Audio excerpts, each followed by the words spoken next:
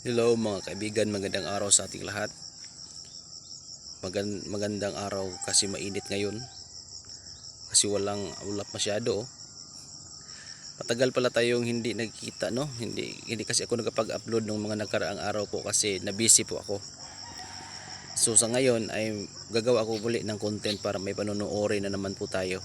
Pero bago yan, i-shoutout ko muna sa inyo yung kaibigan kong si Boss Jipoy Escuto. Siya po isang negosyante na galing sa Burungan, Samar. Nasa Tacloban siya ngayon para magnegosyo at dyan din siya nakatira po. Pag may time kayo, paki-follow ng account niya sa Facebook kasi marami kayong matututunan sa kanya, lalo na pagdating sa negosyo, mga kaibigan. Kasi bata pa lang ito, marami na itong success stories pagdating sa negosyo. Kaya isa itong magaling na mentor.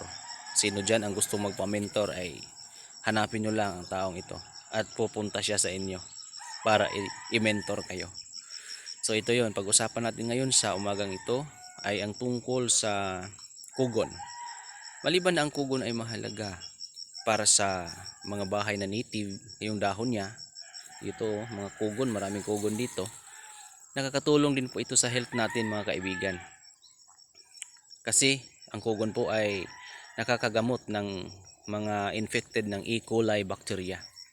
Yung E. coli bacteria na yun ay nakakakos ng pananakit ng tiyan.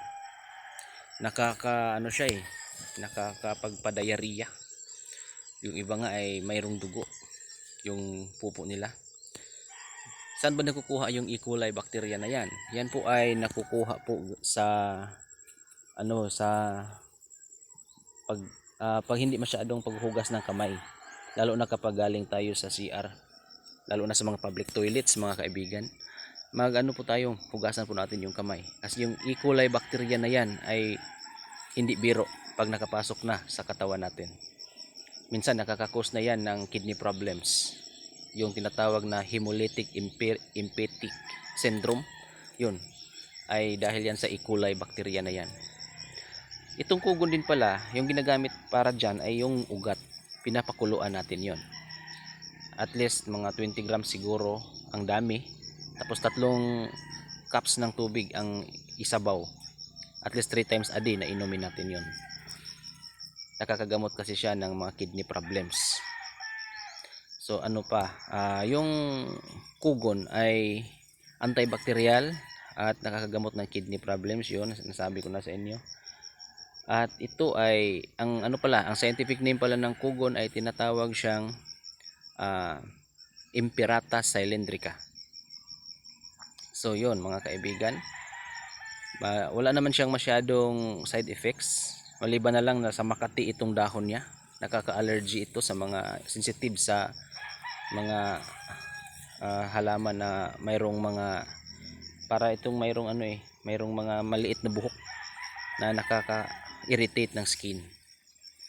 At yun, siguro sa araw na ito yun lang muna pag-usapan natin. Yung kugon, ulitin ko, ay nakakagamot ng mga kidney problems, lalo na yung mga grabe na kidney problems. Kung paanong ang sambong ay nakakagamot ng mga stones ng kidney. Itong kugon din, yung ugat niya ay nakakagamot din. Lalo na yun sa mga severe na issues ng kidney. Yun, magandang araw sa ating lahat. Mga kaibigan, sana ay suportahan niyo ako sa aking channel o sa aking Facebook account. Kita-kita ulit tayo sa susunod para sa ibang content naman, idea about sa mga halaman na nakakatulong. Maraming salamat and God bless po sa ating lahat.